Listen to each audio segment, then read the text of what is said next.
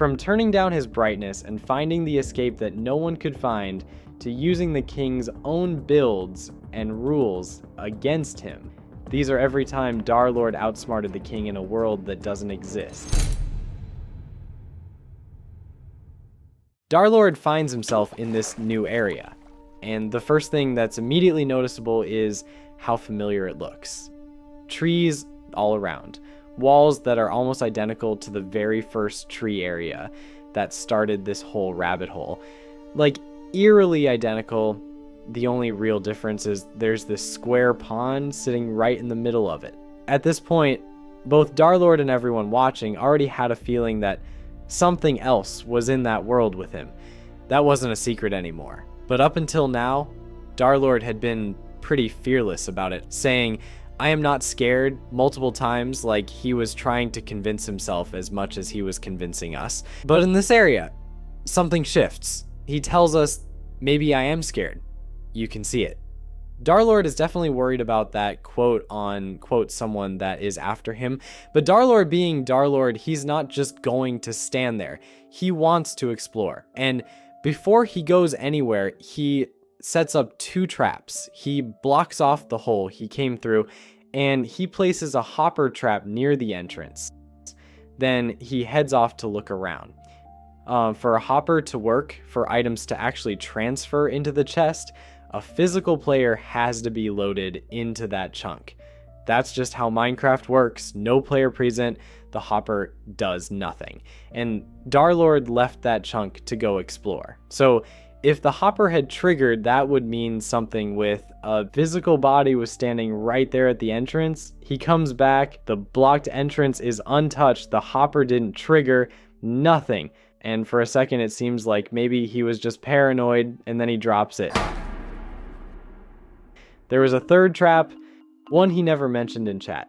He placed a dirt block right next to a grass block, and we all know dirt converts to grass when it's loaded in a chunk with a player present. He left. The chunk should have been empty, but when he came back, the dirt had turned to grass. Something was in that chunk. Something physical, something real. And here's the part that actually made my jaw drop. You can see Derlord typing about it in chat, but not sending it, because he figured it out. Gee, whoever was following him could read his messages. If he talked about the 3rd trap, they would know they'd been caught and they'd adapt. So he said nothing. He let them think the hopper and the blocked entrance were the only traps. Like, he kept the dirt block completely to himself. That's how he outsmarted them. Like, that, not with the traps themselves, but with the silence around the one trap that actually worked. He fed false information through his visible traps and hid the real evidence in plain sight in a dirt blocks. The most boring block in all of Minecraft. And just when Derlord looks like he's about to finally take a breath and process all of this, another puzzle shows up.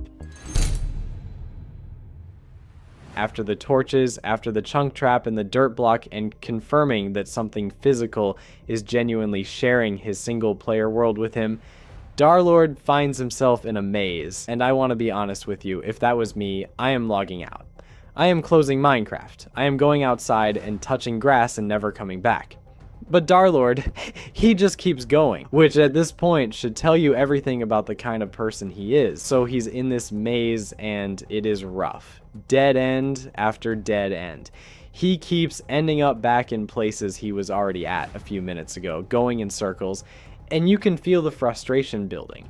But he grinds through it and eventually he finds the end, the actual end of the maze, and Derlord genuinely thinks this is it. This is the finish line. All the puzzles, all the traps, all the mysteries of where it's over. He made it, except he finds himself in another cave. Bigger than the one he started in, but still a cave. And on the wall in front of him, there's this poem, or a code, something written on the wall that looks like it's connected to a door and a lever nearby. Like solving it would open the way forward. Now listen, this is Derlord we're talking about. The guy who wrote a coded warning in a book that translated to "Run Avery, it's here." The guy who hid a Google Drive link inside the first letters of every item in his inventory. This man is not bad at codes, he's actually incredible at them, but This poem, this one has the entire Minecraft community stumped. People who solve ARGs for fun, people who crack codes as a hobby, everyone is saying this thing is genuinely unsolvable. Derlord tries the lever over and over, hoping something clicks. And this is actually where I think the king's plan becomes really clear. The maze was never about stopping Derlord permanently. The maze was about buying time, wearing him down.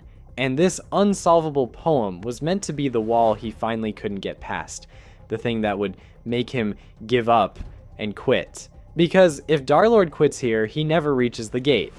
The king gets to stall everything indefinitely, but then Derlord does something nobody saw coming. He pulls out his pickaxe and just mines through the wall. Just like that. No code solved, no lever pulled, no puzzle cracked. He just goes around the whole thing.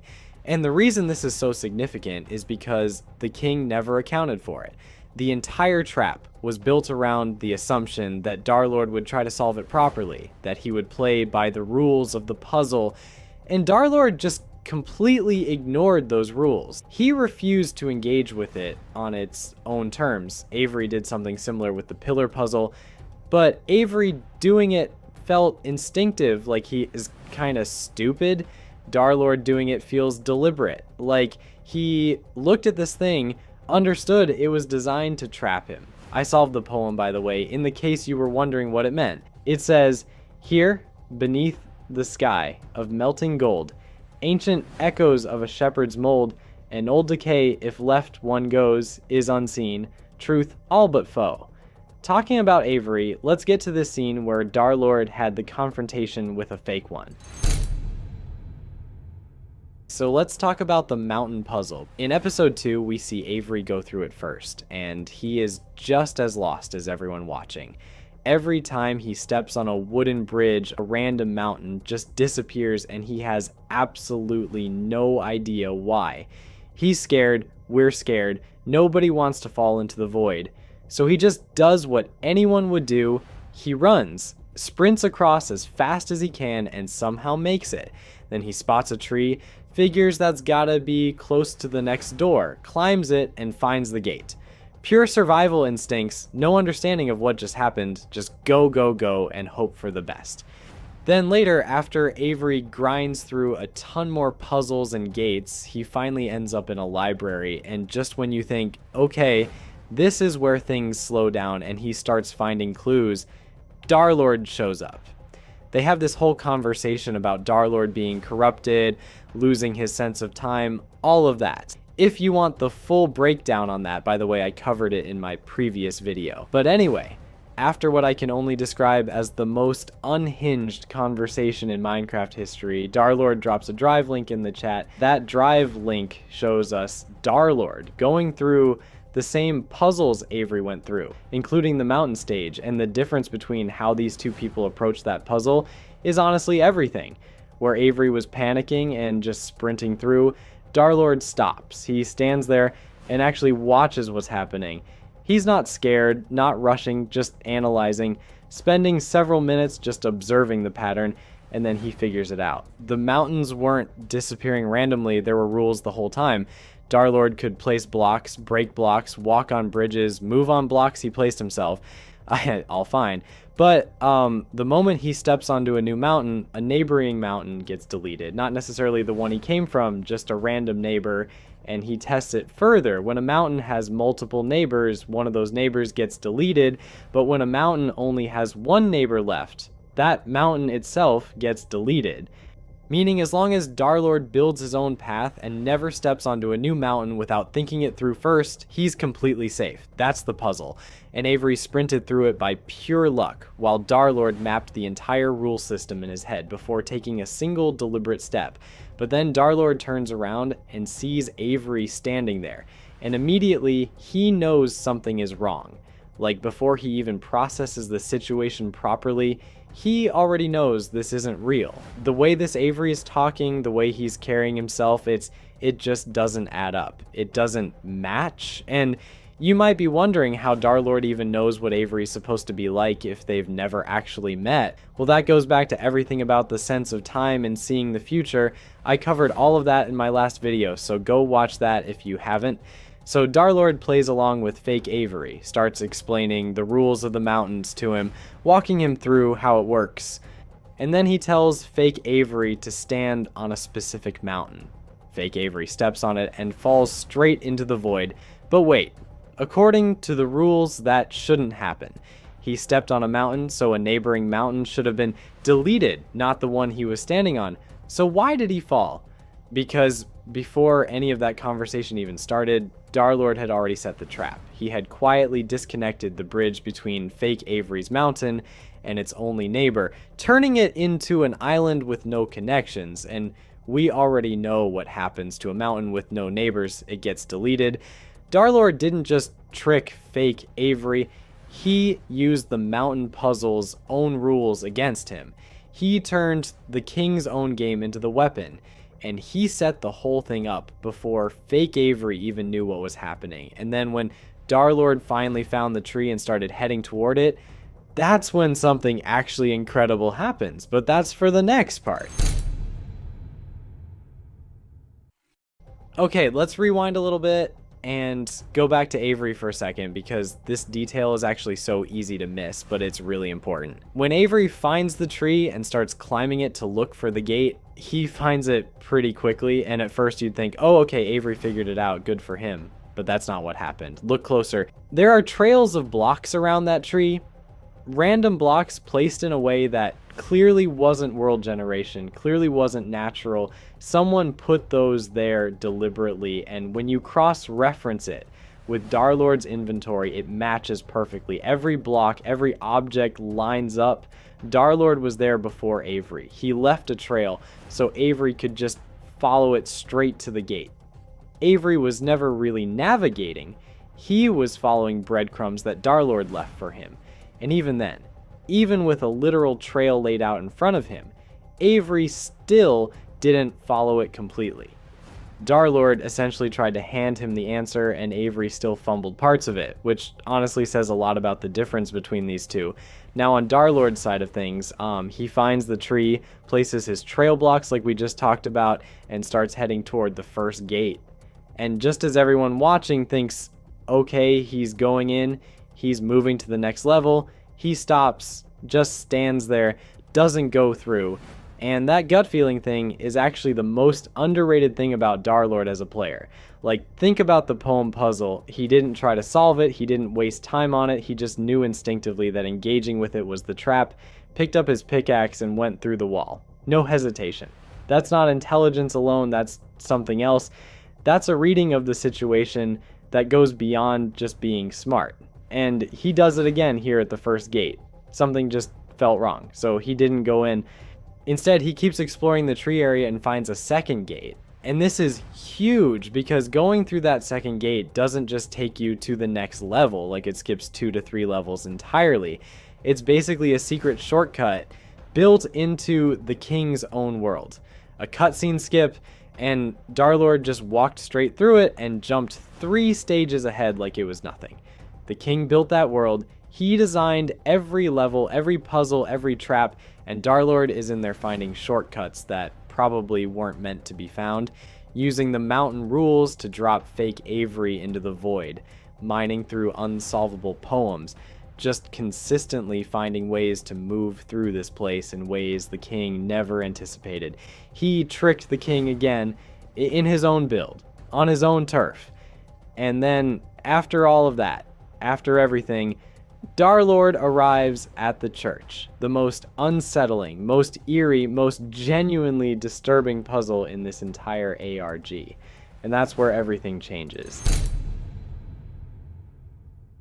So after all those shortcuts and outsmarting fake Avery and skipping levels, Derlord arrives at the church, and this is where things get genuinely heavy. But first, let's talk about when Avery got there, because the setup matters. After grinding through a mountain of puzzles and doors, Avery lands in this brand new world. And honestly, at first glance, it looks almost easy. The door to the next puzzle is literally right there in front of him. just sitting there. But as he walks toward it, he notices something off to the side. A church, and that curiosity, that one decision to go check it out instead of just walking through the door, that changes everything. He goes inside and yeah, it's unmistakably a church. Lanterns, candles, rows of seats, an elevated platform at the front, the whole setup. So Avery walks up to the platform and finds a book. And here's the thing, at first it genuinely feels okay. Like compared to every other cursed, unreadable thing we've seen in this ARG, this book feels almost warm. 11 pages and it opens with, "You are safe here. Rest here. You are safe. Take shelter from that which haunts you. Nothing can reach you here. You are safe." It must be such a fearful thing to fall into a realm of which you do not belong. Worry not, you are safe here. Nothing can hurt you. Nothing can follow you here. Here, where twin suns sink and strange moons circle in the skies, here you are safe. Nice, right? Almost comforting. And then page 4. You are nothing. That's it. Tone completely obliterated. And then everything from page 4 to page 11 is blacked out.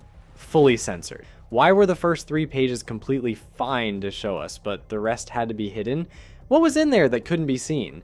And then look at what Avery does when he finishes. He doesn't go to the next level. He doesn't go back. He just stays for 12 hours. On New Year's Eve, he completely forgot about his real life and just existed in that world for half a day, putting flowers on graves, cutting overgrown grass, filling wells with water, just wandering around doing quiet little chores. That's the second act. That's what those censored pages were. Everything we talked about in the previous video, like losing your sense of time, becoming completely consumed, Avery lived it out in real time and couldn't pull himself back out. Now Derlord goes through the same church, reads the same book, and the moment he closes it, he calls it disgusting and keeps walking. Doesn't tend any graves, doesn't lose 12 hours, and yeah, you could say Derlord is just built different, but the real reason is he already went through this.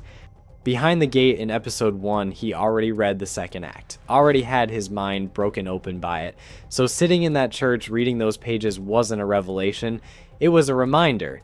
He recognized the manipulation immediately because he'd already survived it once. He knew exactly what the book was trying to do, and he refused. Avery had no idea what hit him, walked in completely blind, and got swallowed whole. But here's the part that genuinely got me. How did Avery actually snap out of it? Because something brought him back, and that something was Derlord. Before leaving that puzzle stage, Derlord had placed 2 signs.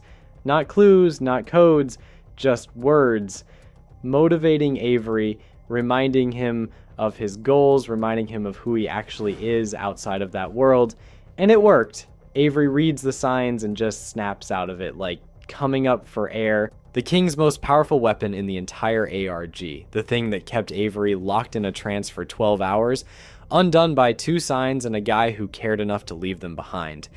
The king got outsmarted again. And this time, not through a pickaxe or a chunk trap or reverse psychology. The game gives Derlord what might be the most gut-wrenching puzzle yet. So let's rewind again because we need to talk about the pawn puzzle, and honestly this might be my favorite moment in the entire ARG. So when Avery gets to this stage, after everything he's already been through, he finds this area with a pond in the middle and pillars surrounding it. Each pillar has a different ore block on it. He looks around, tries to figure it out, and fails, can't crack it.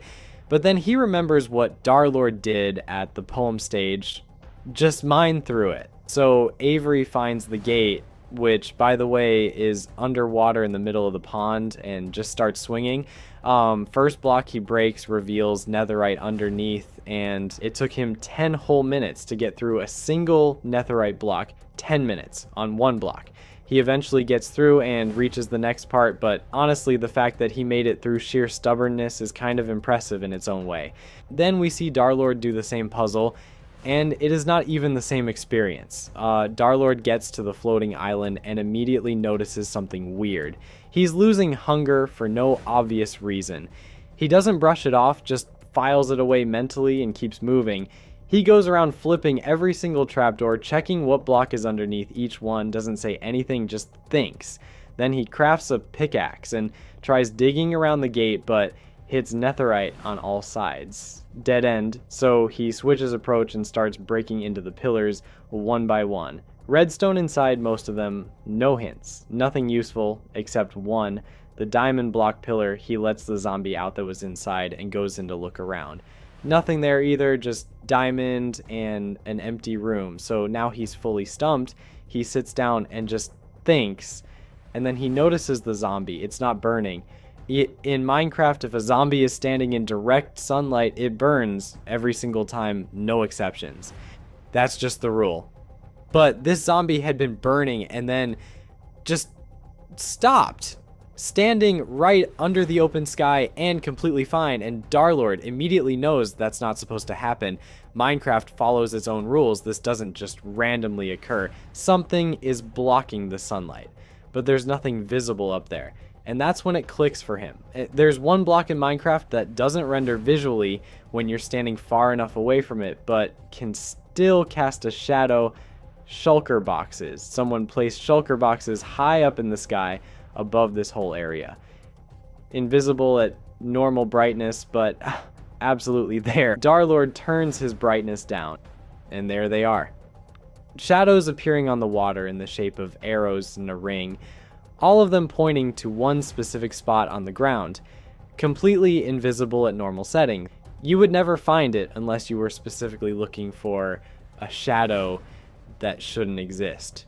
He finds the spot by the shadows that guided him, mines it, and it opens up the path to the next puzzle, which just so happens to be the hardest puzzle in this entire ARG.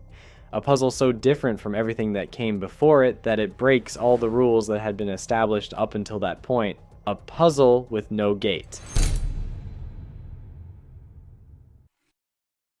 After the shulker box shadow puzzle, Derlord goes through the gate and lands in the library. And this is actually a really significant moment because this is the point in Derlord's timeline where he meets Avery, right here in this library.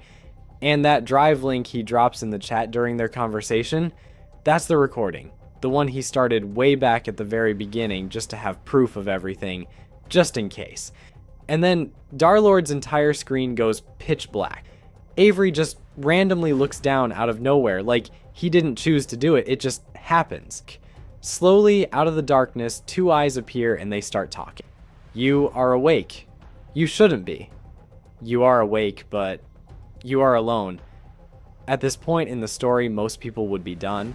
Most people would have closed the game 10 puzzles ago.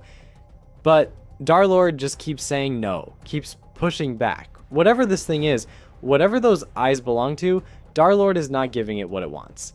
The conversation ends with the creature saying, "I am Fall," which is just unsettling in a way I can't fully explain, and then Derlord drops into what looks like a nether-type world. And there's no gate, no door, no lever, no code on a wall, no puzzle with a visible solution, just a world with a gate that has no way to open it. And this right here is where Derlord finally hits his wall. He tries everything. Boats to phase through walls doesn't work. Breaking through blocks, nothing. Every option he has runs dry one by one until he's just standing there with genuinely no way out and no way to get to Avery in time. But then he stops panicking and he says something that honestly might be the best line in this entire ARG. If I can't escape with your logic, I'll escape with mine, because unfortunately for you, while I may be in your world, we're still playing Minecraft. So for all intents and purposes, you're in my domain. And then he starts thinking like a Minecraft player instead of thinking like someone trapped in the king's world. He checks his Y level. He's at 321, which is unnaturally high. And then he notices his sea level, basically a measure of how much air or space is below him, is changing as he moves around, like, which it shouldn't be if there was just nothing underneath him. Something is down there. He just can't see it and can't reach it through the unbreakable black blocks covering the floor.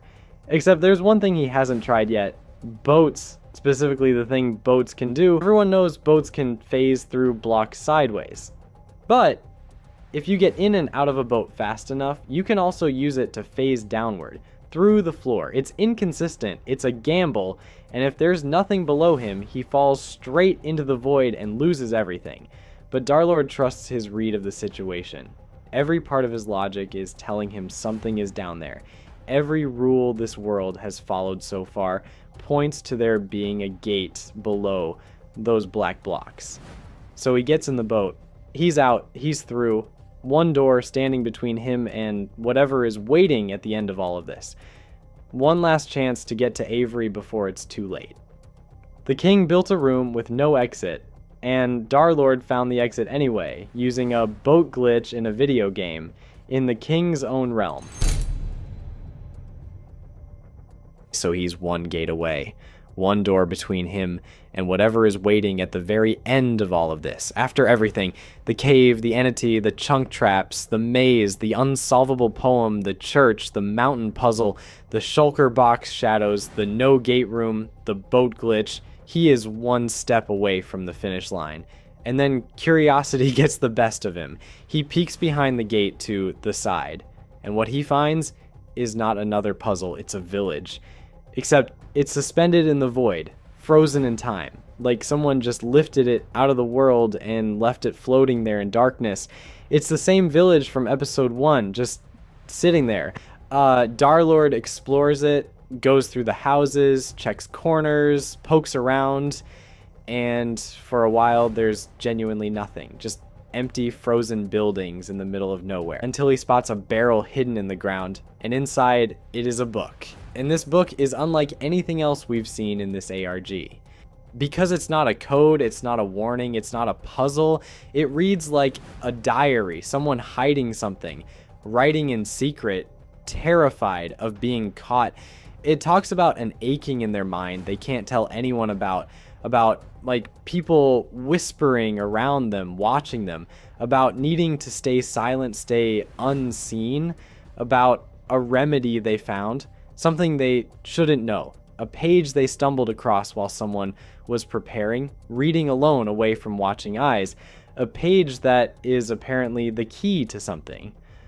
Words for what they call a union of minds. And then the writing shifts. Someone is coming. There's a figure in the corner with dark eyes chanting, saying Brother Yinas is gone, that dawn is coming, and their father cannot find out, that they can't have this page in their mind anymore, can't risk it being found, so they bury it. They bury the words, and the very last lines of the book are almost peaceful. Dawn has come. My mind feels quiet once more. Empty. Silent. Once you understand what it actually means, because here's what that book just told us. There is a ritual, a spell of some kind.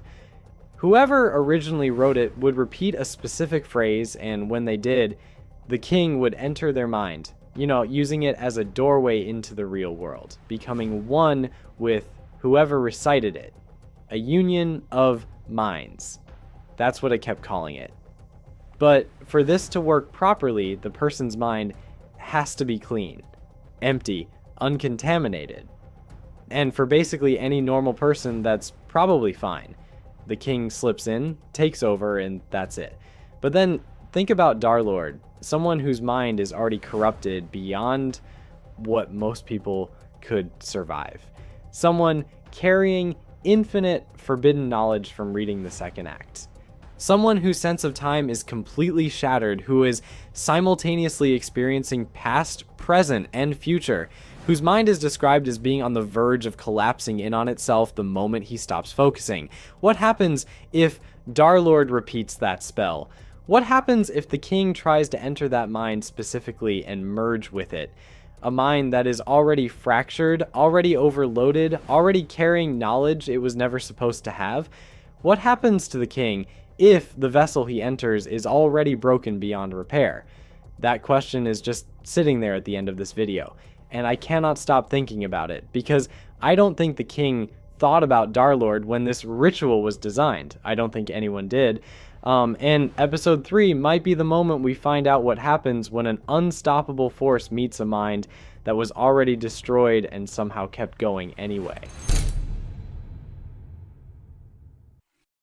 Okay, so let's just take a second and appreciate how far Derlord has actually come at this point, because when you lay it all out, it's genuinely insane. This guy started by just mining through a wall and finding a weird cave, and then torches started disappearing around him.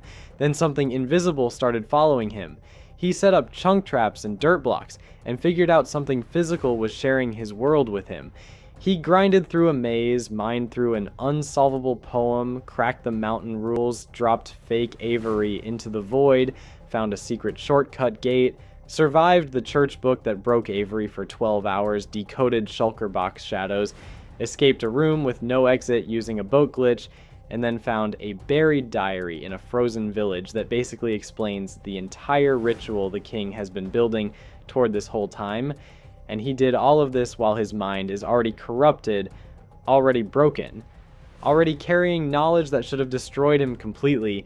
He is running on empty and still finding exits in rooms that don't have any. It goes pitch black, and that's when it clicks. The eyes appear, the voice speaks, and the things it says, the way it talks about Avery specifically, that's when Derlord understands what this has all actually been about. The king doesn't want Derlord, he never did. Derlord was always just the obstacle, the anomaly, the one variable the king couldn't fully account for. Avery is the target. Avery is the vessel. The ritual from that buried book, the union of minds, the clean vessel, it was always pointing at Avery. Everything the king has been doing, every puzzle, every gate, every manipulation, it's been about getting Avery to a specific point where the merge can happen, where the king can use Avery's mind as the doorway in. And Derlord figures all of this out in real time while standing in the dark talking to a pair of eyes. So he gets out of the village and he sees Avery in the distance running around. And Derlord knows exactly what he has to do. He has to keep Avery away from the king, away from whatever is at the end of that final gate. But here's the problem. If Derlord tells Avery the truth, if he sits him down and says, hey, listen, the king wants to merge with your mind and use you as a vessel to enter the real world, Avery is not going to just nod and stay back, because Avery already read those signs Derlord left him. He already knows Derlord has been looking out for him this entire time. He would say something like, you've been warning me from the start. You saved me in the church. I owe you everything. I'm coming with you. There's no version of the honest conversation where Avery just stays put. So Derlord lies to him. He tells Avery to go to the mountains and get some gold blocks. Completely made up. There's no gold blocks that matter. There's no reason Avery needs to go there. Derlord just needed him somewhere else. Somewhere far enough away that the king can't get to him while Derlord figures out what to do next. And honestly, that lie says more about Derlord than almost anything else in this entire ARG. Because it would have been easier to just let Avery come along, to not carry this alone, but he knew Avery wouldn't survive what comes next, and he made the call to protect him, even if it meant Avery never knowing why. No credit, no explanation, just quietly keeping him out of harm's way using the only tool he had left. Okay, so we never actually talked about what happened during Derlord's exploration after he set those traps. So let's get into it. Derlord walks through the trees, carefully avoiding the lake so he doesn't load the chunk and mess up his trap. And this place is genuinely disorienting. Every single inch of it looks exactly the same. Same gray floor, same strange trees repeating in every direction. There's nothing. Just emptiness wherever he looks, until there's a sign, just barely visible in the corner of the screen. And Derlord almost misses it, but then he pauses. Interesting, that's the third sign we've seen so far. Wait, third? Because at that point, watching it, you've only noticed this one. But he's right.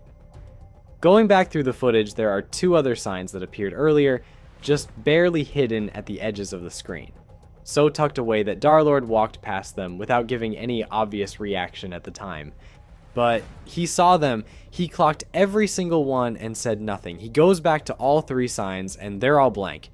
No text, nothing written on them, which on its own is just confusing, but Derlord isn't stumped for long because he figures out what they actually are. They're not messages, they're arrows. The way each sign is angled, the direction they're facing, if you map it out on a coordinate grid, they all point toward the same specific spot. He lines them up, traces the intersection, and it hits one exact location. He switches the difficulty to peaceful because he ran out of food, which honestly is such a Derlord move. The world is falling apart around him, something invisible is following him, his mind is corrupted beyond repair, and he's making practical in-game decisions to keep himself resourced and alive. No drama about it, just problem solving. And then he heads back to the lake to check on his traps, which is where everything gets confirmed.